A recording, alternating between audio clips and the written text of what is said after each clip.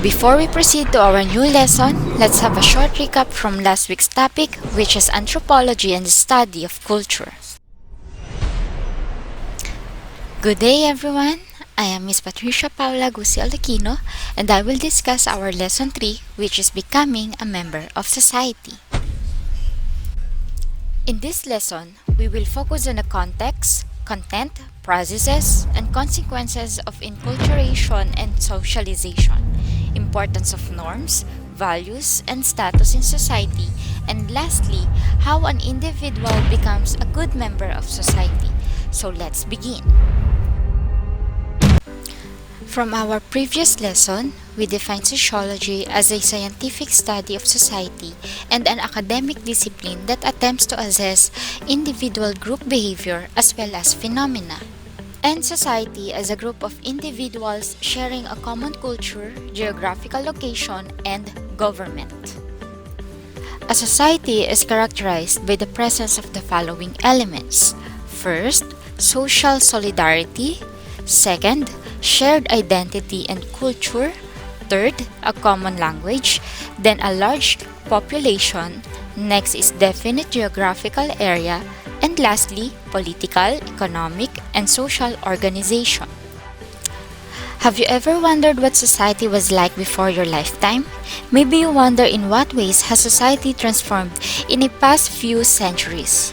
Sociologists has classified the different types of the societies into 6 categories, each of which possesses their own unique characteristics. Hunting and gathering societies are the earliest form of society.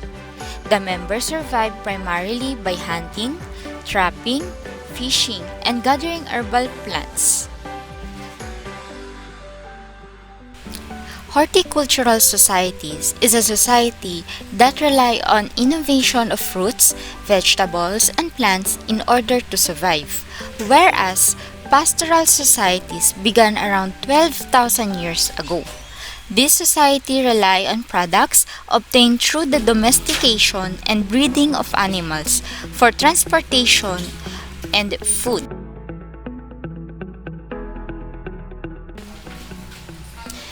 Industrial societies were developed in Industrial Revolution that started around 1769 and began with England's improvement and use of steam engine. This society relied on advanced energy sources in order to run machinery. Changes that owned in industrial society include innovation and transportation. Post-industrial society have emerged in recent decades. Rather than focusing on production, these societies are economically focused on providing services on technology for the development and advancement of computer, technology, television, and creation of radio. Sociologists use the term socialization to refer to the process by which an individual is oriented and taught by his or her society's norms. These norms include beliefs, attitudes, practices, and behaviors. Here are an example of socialization. On the first picture, socialization teaches our society's expectations for dining out, where we use spoon and fork as a part of table manners. And another example is identical twins may look alike, but their differences can give us clues to the effects of socialization. Socialization has 3 goals. First, it teaches impulse control and helps individuals develop a conscience. Second, it teaches individuals how to prepare for and perform certain social rules. And lastly, it cultivates shared sources of meaning value.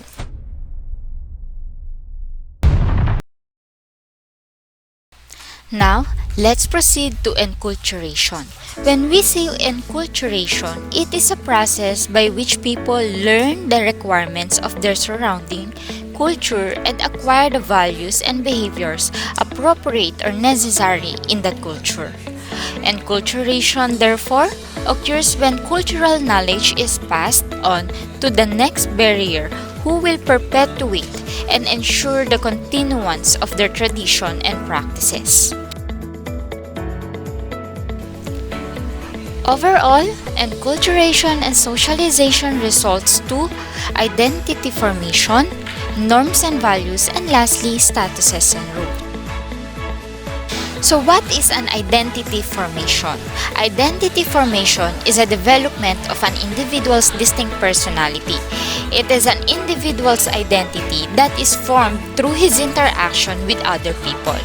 A person's socialization with individuals or groups allows him or her to imbibe certain characteristics and interests that contribute to his or her identity.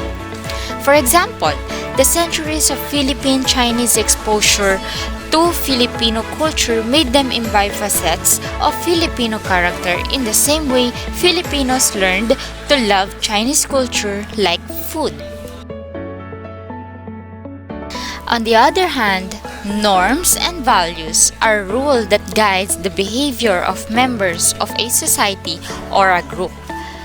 Norms are culturally determined rules that guide people regarding what is right, wrong, proper, or improper. Actually, we do have four categories of norms. First, folkways, mores, taboos, and lastly, laws. So what do we mean by folkways? When we say folkways, it is a way of thinking, feeling, and behaving without moral overtones. An example, imagine sitting in a classroom with 60 other people around. As a professional who teaches early morning classes, it is always encouraged to eat if hungry. However, everyone must be considerate of those around them. You should not chew loudly, that would be considered rude, and it is against class customs to do so. To make it worse, imagine burping without saying, "Excuse me." So how about mores? Mores focuses on right versus wrong. It is a norms of morality, and if you break one, it is often considered offensive to most people of a culture. Example, many religions have provisions and cohabitations with a romantic partner before marriage. If a young adult from a strict religious family moves in with her boyfriend, then her family, friends, and congregation are likely to view her behavior as immoral. How about taboos? Taboos focuses on right versus forbidden. A taboo goes a step further and is a very negative norm that should not get violated because people will be upset. Example, in Muslim cultures, eating pork is taboo because the pig is considered unclean. And lastly, laws that focuses on right versus illegal. Laws are social norms that have become formally inscribed at the state or federal level, and laws can result in formal punishment for violations, such as fines, incarcerations, or even death. Laws are a form of social control that outlines rules, habits, and customs a society uses to enforce conformity to its norms. When someone violates a law, a state authority will impose a sanction, which can be as light as a payable fine or as severe as imprisonment. Let's proceed to statuses and rules. It is an important concept in socialization because the behavior of young members of society are controlled by assigning them in certain status which they will enact. Status is any position that an individual can occupy in society.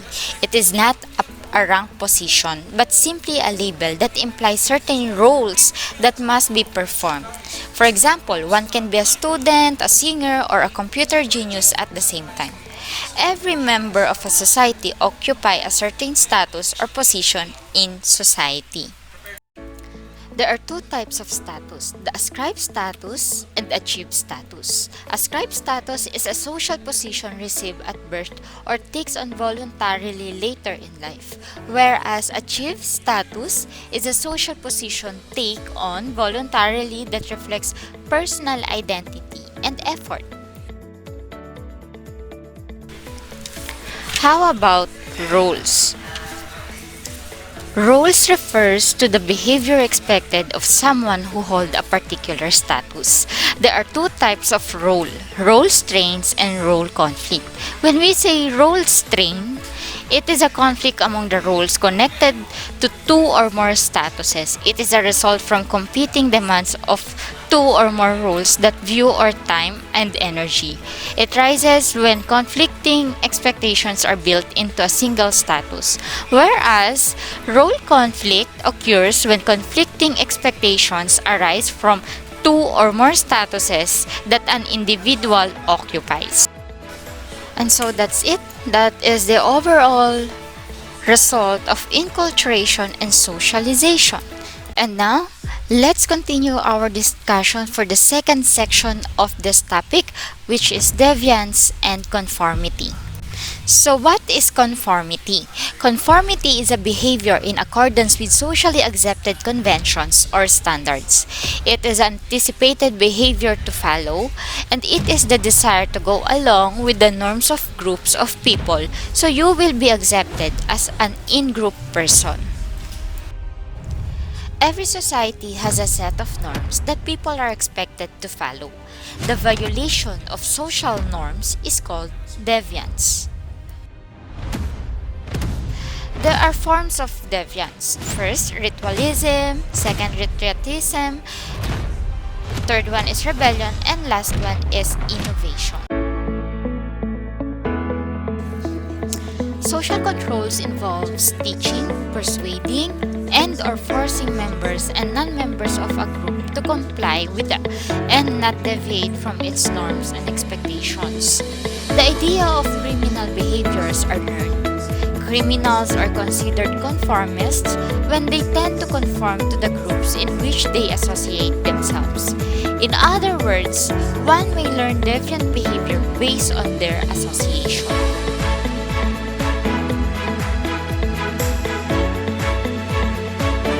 Whether the individual conforms to the norms imposed by the majority of the society or otherwise, he or she should be given the appropriate space to express himself or herself and passively participate in democratic processes. Societies through the years have crafted political or legal mechanisms to protect its members. So that's it. I hope you learned something for today. Thank you for watching.